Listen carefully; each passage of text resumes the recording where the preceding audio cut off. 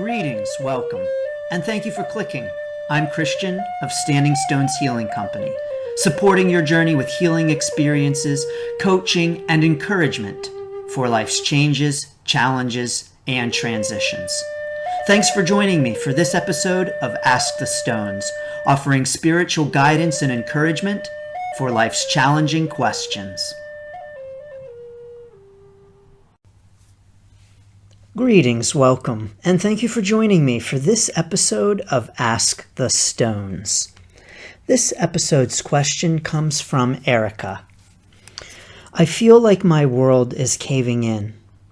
My partner said she no longer loves me and has been living with her sister for 2 weeks.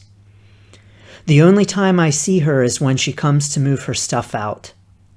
I don't know how to stop this or what to say to make her stay. We have been together for 3 years, and things were better before COVID. Maybe all of the time we spent together working from home made her want space. But now that things are going back to normal, I think our relationship will too. How do I get her to try again? Erica. Well, Erica, thank you for this question. And Erica, I'm sorry for your experience right now, for the feeling like your world is caving in. I'm sure that things must be very upended for you, and it really must feel as though your world is just falling down around you. And so, Erica, I send my sympathies and my best wishes for you at this time. You know, Erica, this is a challenging time for you. And I want to say a couple of things before I offer some thoughts on your question, which again, I do greatly appreciate, because I'm sure that it was not easy to ask this question or even to think about this experience that you are currently having. But I do want to encourage you, Erica, to be very gentle with yourself right now. You know, this really is a very challenging thing.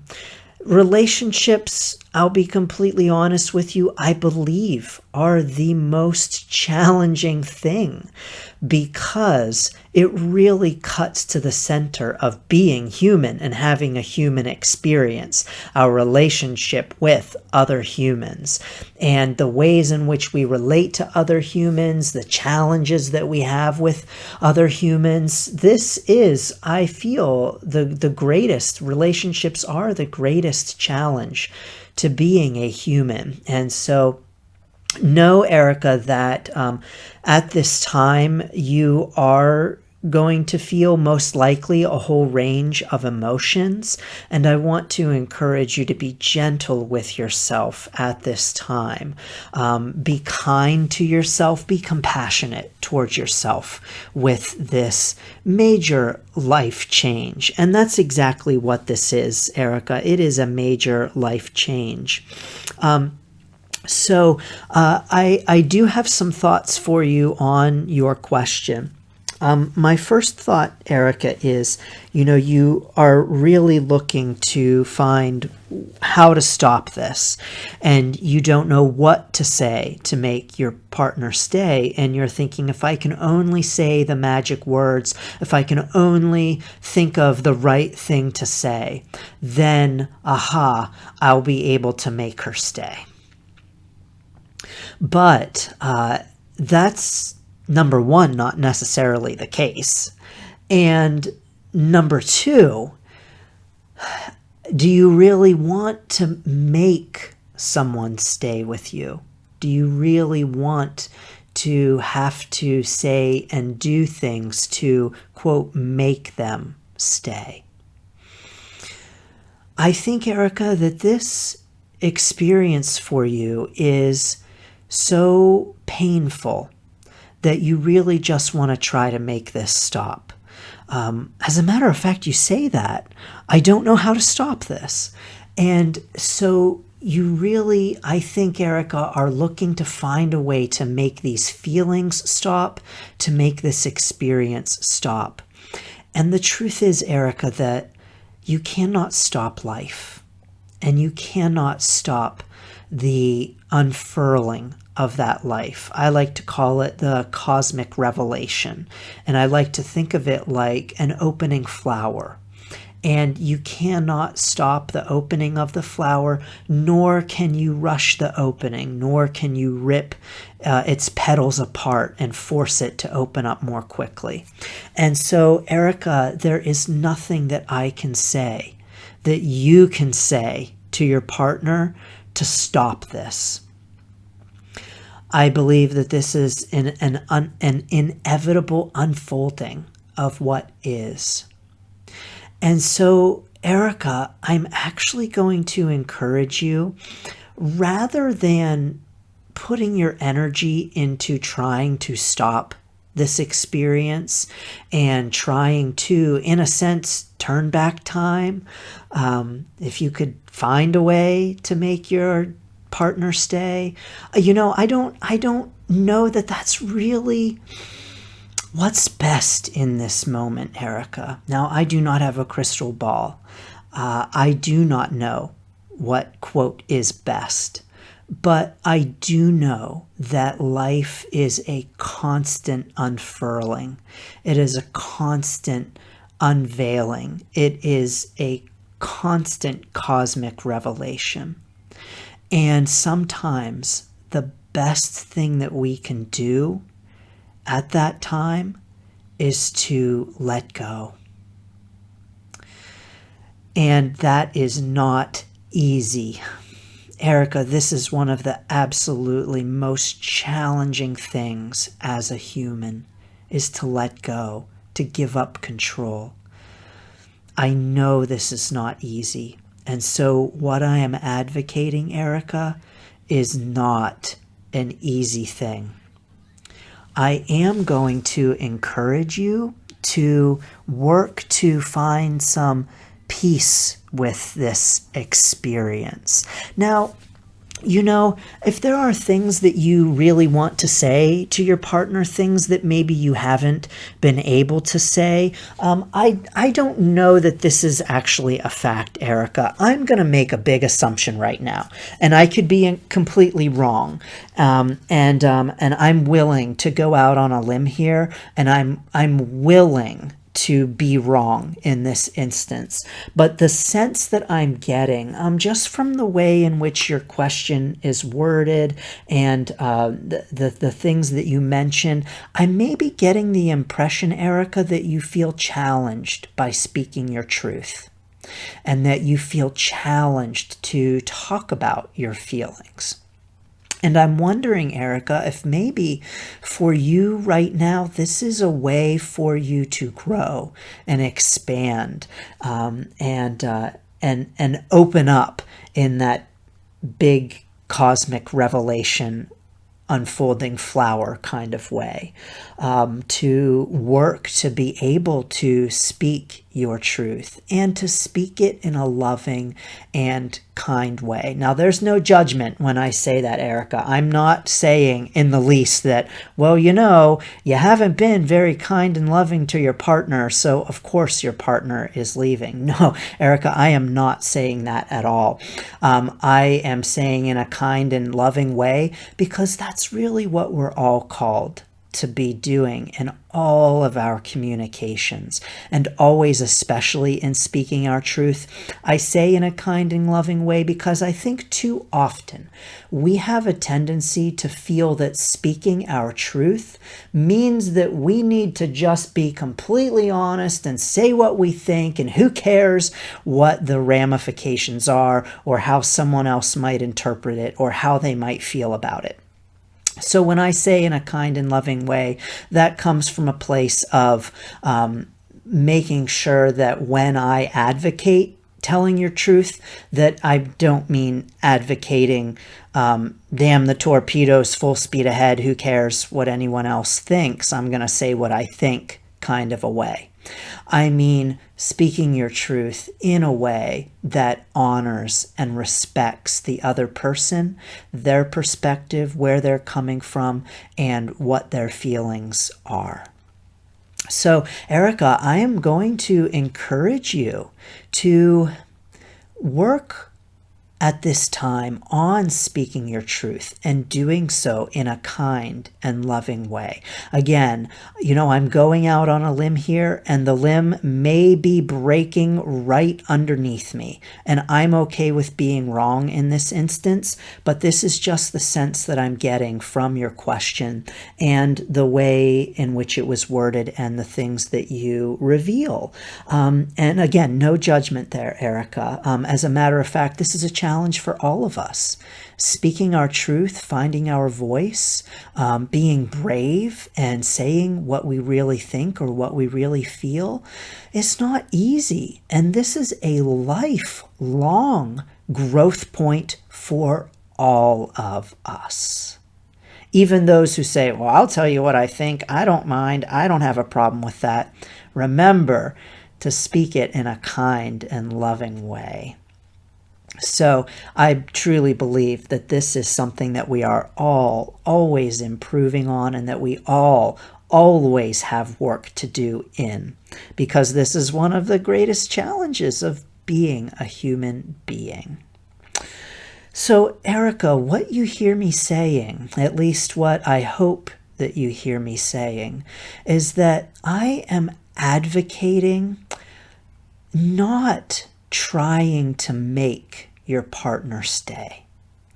I am advocating opening up to what is, to acceptance, to understanding and compassion, and going with the flow.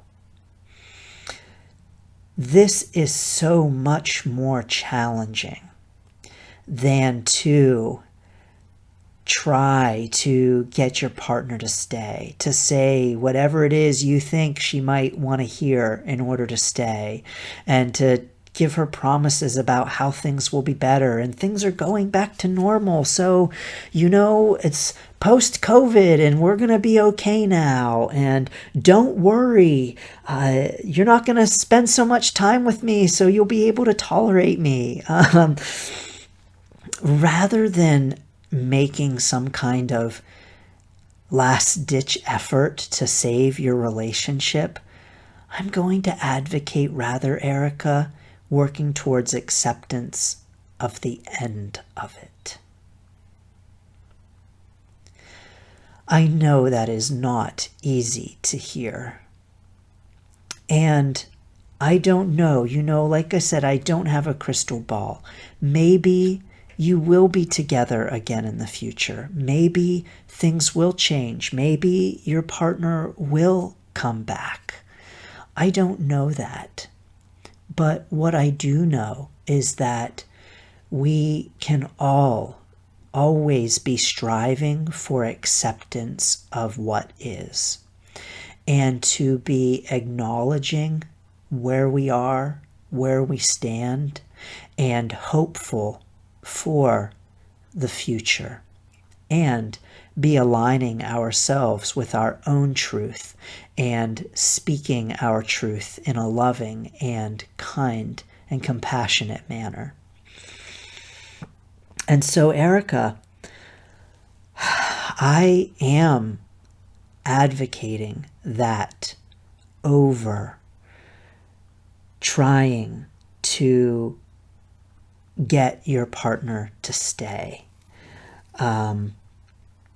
or trying to get your partner to try again. And of course, I advocate this for the simple act of acceptance and honoring your partner's feelings and what your partner wants. And I also advocate it because of, you mentioned that you think it maybe had to do with COVID. Almost in a sense, Erica, you're saying, well, things were better before COVID. That dang COVID. And, COVID, I think, isn't necessarily the reason. Now, one thing that COVID has done for many of us on many levels is to accelerate things. and to speed up things that might have happened, probably would have happened otherwise. So what I mean by that, Erica, is that our circumstances in COVID maybe helped us to see that our work experiences, for instance, were not exactly what we want, or that working from home is a great fit for us, or that not working from home is a really great fit for us, or that we're really not happy with our living situation, whatever it might be. I think that one thing that COVID has maybe done for many people is to simply accelerate things that were moving in a direction anyway. I think that COVID has done that for us culturally with numerous things, but it has even done that for many people on an individual level. And so, Erica, perhaps COVID did not end your relationship. Perhaps COVID only ended it sooner. And perhaps, Erica, you would be asking this question a year from now, 2 years from now, rather than right now. And so maybe your relationship, you say you have been together for 3 years. Maybe that would have lasted for 5 years without COVID. Or maybe not, but maybe it would be ending anyway, with or without COVID.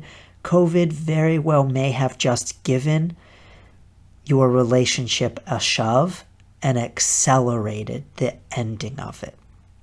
And so what I'm trying to do here, Erica, is I want to encourage you not to blame external forces for this, not to blame COVID, but to rather see it, yes, as something that potentially did accelerate the ending of your relationship. But Erica, your relationship very well may have ended soon enough anyway. And so rather than ending it after 3 years, maybe it would have ended after 5 years. And maybe, in a sense, Erica, you might rather go through the ending of this relationship now rather than later. Maybe you might rather go through the ending, the breakup, and healing, the grieving and healing process now instead of a couple of years from now. So that's one thing to consider in all of this, Erica, that I encourage you to consider in all of this. I have several other things I would like to say about this, Erica, but when I read your question, I had the immediate image in my mind of your roof of your house being gone. You actually said you felt like your world is caving in.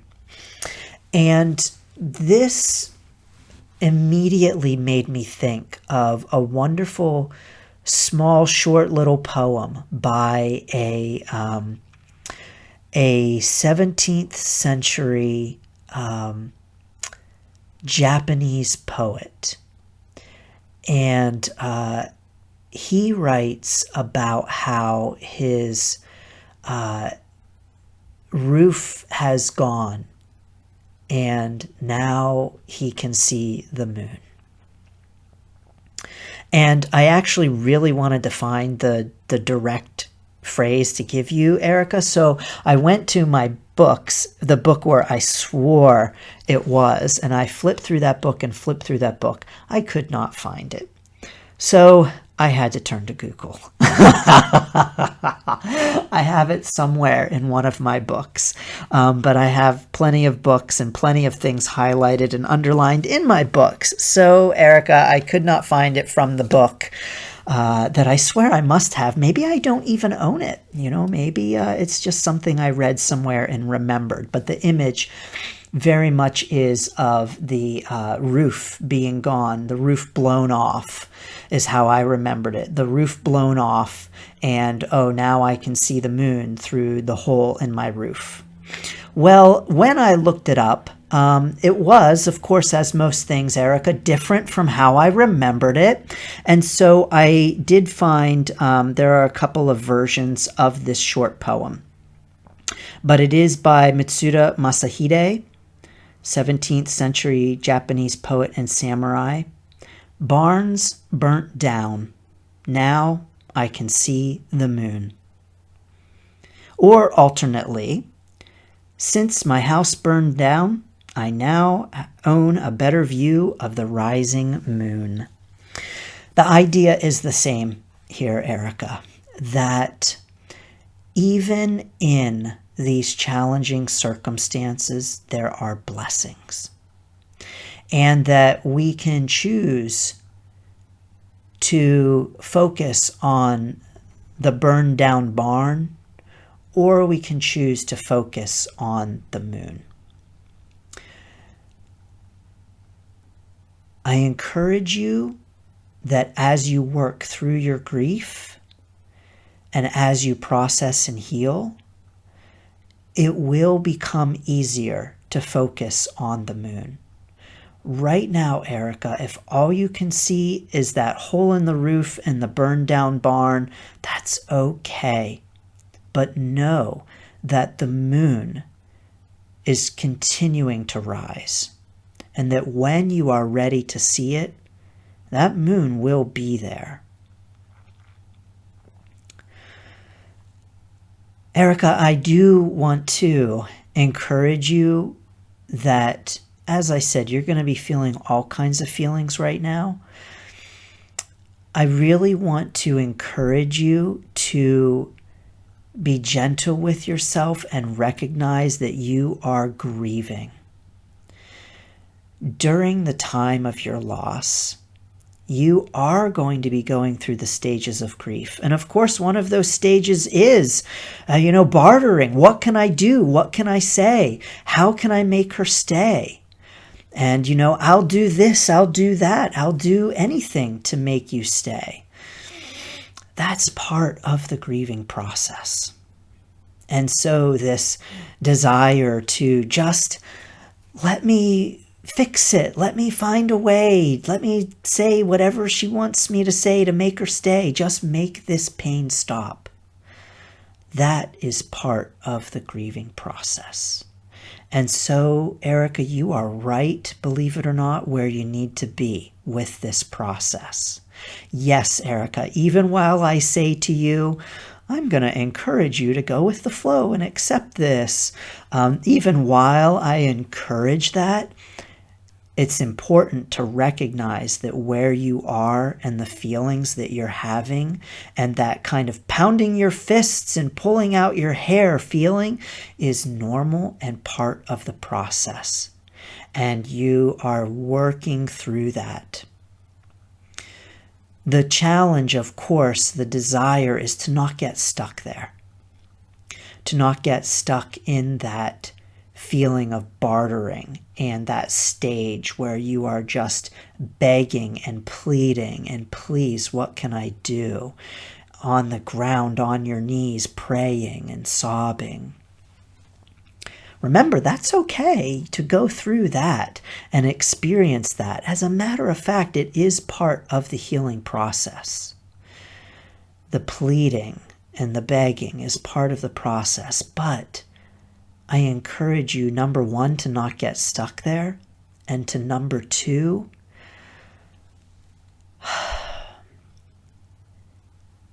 have those moments with yourself. Have those begging and pleading moments inside and not as it relates to your partner. So what I'm saying here, Erica, is that I don't, even when you are in that phase, I don't advocate running to your partner and getting down on the ground and begging and praying and please, please, please, but to rather work to speak your truth in a kind and loving and non-pleading, non-desperate kind of way, so that you are speaking your truth not out of desperation, but out of a place of love and respect and acceptance for your partner's feelings. You know, so often when we talk about this begging and pleading and what can I do to make you stay, we aren't considering the other person's feelings and where they are in this process, and whether they want to be begged and pleaded to stay.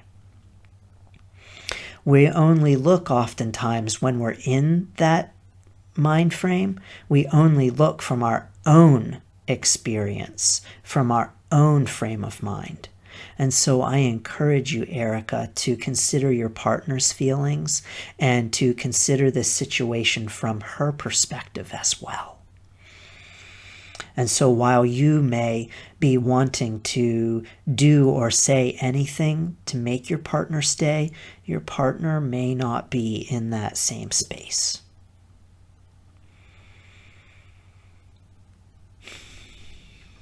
Now, Erica, as you move through this grieving process, I want to encourage you to work towards the acceptance and letting go. And I am always, during life changes, Erica, let's be real, you are going through a major life change right now. Your partner has moved out. She is coming only to get her things. It appears as though her mind is made up. And so it seems that this relationship is ending. And certainly you are going through a major life change. Anytime we go through a major life change, I do advocate certain things. Of course, being gentle with yourself is the first thing that I advocate. Of course, being kind and loving to yourself. Of course, understanding that you are going through the grieving process and that it is important to recognize and honor that. I also advocate, Erica, conducting some sort of ritual. I am a big believer in ritual, and I'm a big believer in ritual during life changes to help us let go and move on. And so I am going to encourage you to conduct a ritual. Now, Erica, you very well may not be in the headspace right now for that, and that is okay. This is not something that you need to do right away. This is something that you can do once you have processed and worked through these emotions a little more. And so do not feel rushed to conduct this ritual before you are ready. It's important for us to feel that it is the right time when we conduct ritual to help us let go. And so I'm going to encourage you, when you feel ready, to conduct a ritual. And how that looks is up to you. How that feels is up to you in terms of the way in which you approach it, what you do. The important thing is that it is meaningful to you, and that you find ways to make the ritual meaningful, whatever that might be. You know, whether it's, this sounds so cliche, burning letters, burning photos, whatever, you know, however you do it. It's just important that it feels good and right to you. Also recognize, Erica, that this is a process. Letting go is a process. So often we think that, oh, I've let go and that's it, I'm done. Or we conduct that ritual and, okay, wipe my hands, I'm all set with this, I've done the ritual, I'm ready to move on. But I do encourage you, Erica, to recognize that letting go is not a linear thing. It is not a once and done thing. It is a circular experience. It is the kind of thing where it can be 2 steps forward, 1 step back, or maybe 1 step forward, 2 steps back. And that's okay. That is part of the process. So know that it will work itself out. Please make sure to honor yourself. Please make sure to honor your feelings. And also, please make sure to honor your partner's feelings. This is not easy for her either. Even though it may be in a line with what she wants, and even though she has her reasons for ending the relationship, and even though she may be feeling different things, know that this is not easy for her either. And so I encourage you to honor and respect and be kind and compassionate to her as well. And to speak that truth to her honestly and kindly and compassionately. Oh, Erica, there is just so much to say about this kind of experience. This experience that is human, all too human. And so I really want to encourage you, Erica, to, again, be gentle with yourself at this time. And to know that it feels like your world is caving in right now. And it is caving in right now. But growth comes from the dead parts. And when our world caves in, when everything crumbles, that is when we can build anew. So know that even though your roof is gone, that moon is going to continue to rise until you finally have the strength to recognize that it is there and that it has been there all along. Erica, I am going to send Reiki to you at this challenging time. And I'm going to send it to you for your healing and growth and letting go. And I'm also going to send it to your strength to speak your truth. And I'm also going to send Reiki to your relationship with your partner, not to bring her back, but rather to work towards a kind and loving and compassionate view of her in this situation as well. For all those listening, Reiki, I will send Reiki to you as well. I will happily include you in my intentions and for your letting go and for your ability to see the moon through your roof that is gone, the roof blown off, and now you can see the moon, barn burned down, now you can see the moon.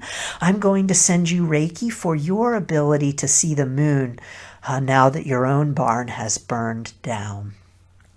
As always, if you do not wish to receive the Reiki, don't worry, it won't go to you. But let us please together take 3 deep cleansing breaths.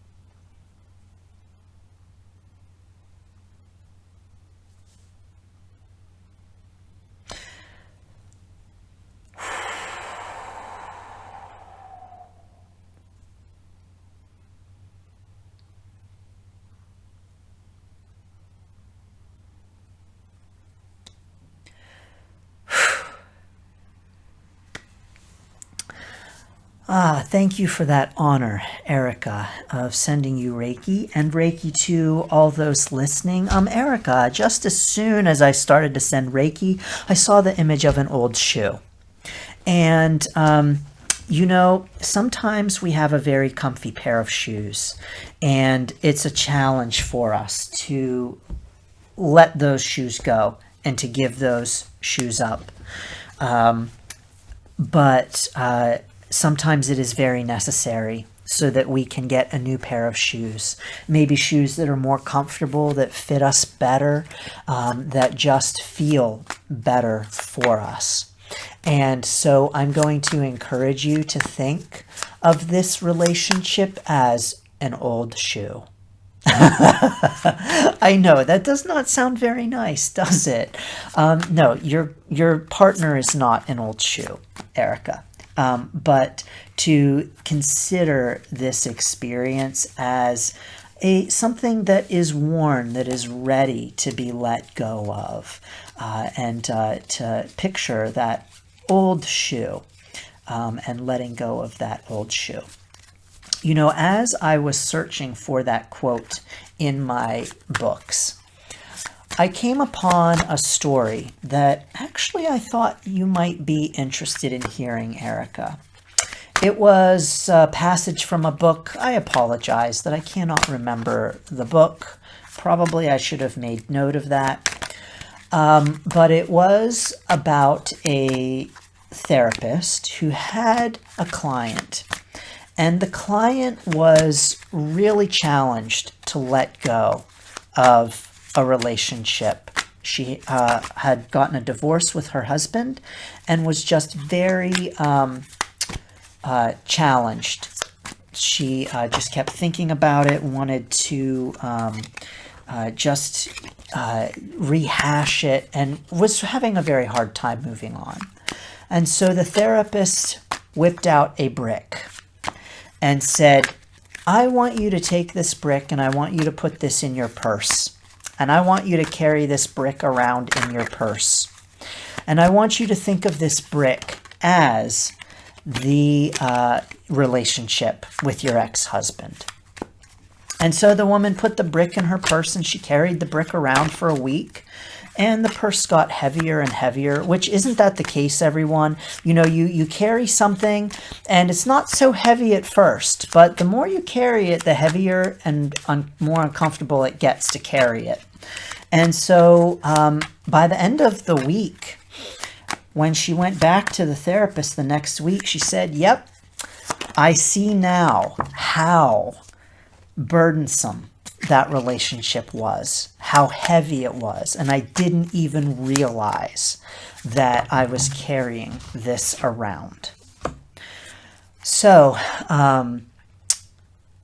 you may also want to think about the relationship as a brick. You may even want to carry a brick around with you, Erica, and see how that feels. Again, I don't say this to insinuate that your partner is an old shoe or a brick, but rather to view these as things to let go of. So as I was shuffling, I was shuffling the Celtic Dragon Tarot, and out popped Judgment. Judgment. What I'm picking up from this card, Erica, is self-judgment. I think that you are blaming yourself for the ending of this relationship.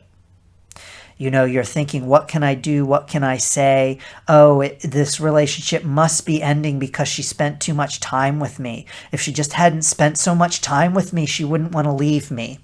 And I think that you're judging yourself in this instance, Erica.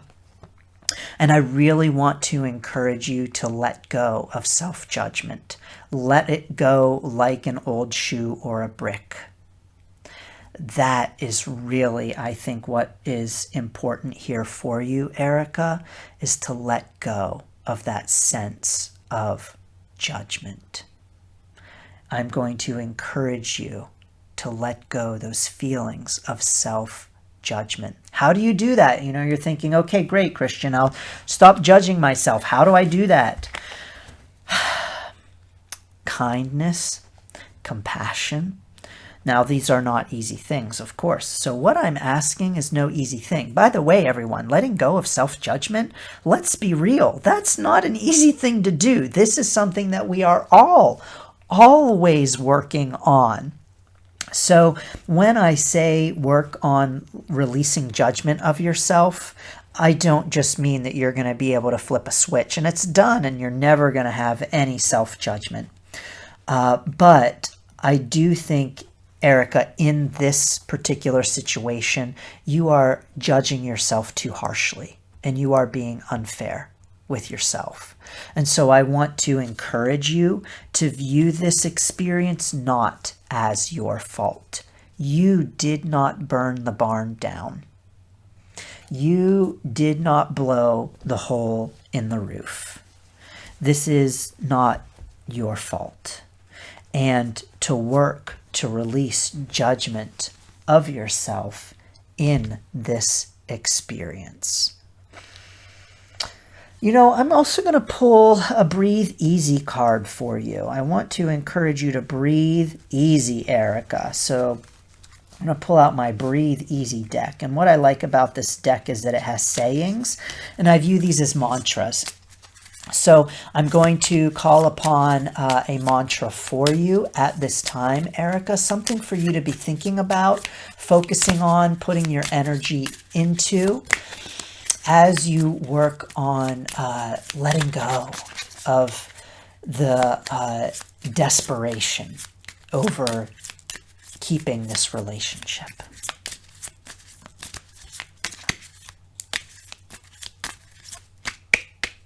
Aha, yes, thank you, angels. I am open. When we open ourselves up to the truth, we show real faith, and then miracles can happen.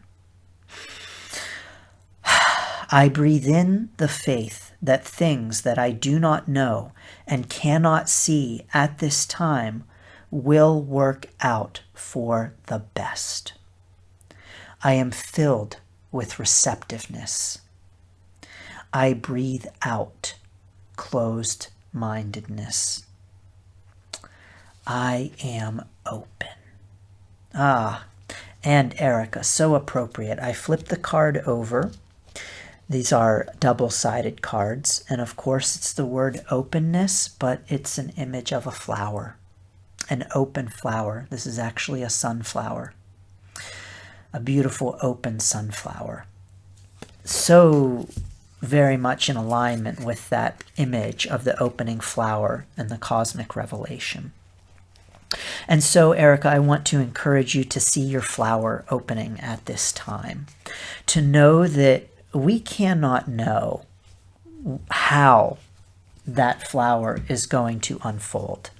And we cannot know what may come of this experience. It's all a mystery. But I want to encourage you to be open and receptive and accepting at this time. To know that some things will come of this experience, and to be open to what those things are. So, Erica, thank you so much for this question. I send you blessings at this challenging time. I send you love and light. Erica, you may also be interested in, I do have a free sample of my distant Reiki healing ceremony, specifically for life changes, challenges, and transitions. And so you very well may want to download that free sample of the distant Reiki healing ceremony and to listen to that. You are welcome to listen to that again and again and again. And you are welcome to incorporate that perhaps into your own ritual or even series of rituals for working towards the letting go of this relationship. You can get that free sample in the notes below. So I offer that readily. Anyone who's interested, go ahead and click on the Distant Reiki Healing Ceremony below, and you can get your own free sample to listen to and relax to, get some Reiki healing, and get some encouragement for your own life changes, challenges, and transitions.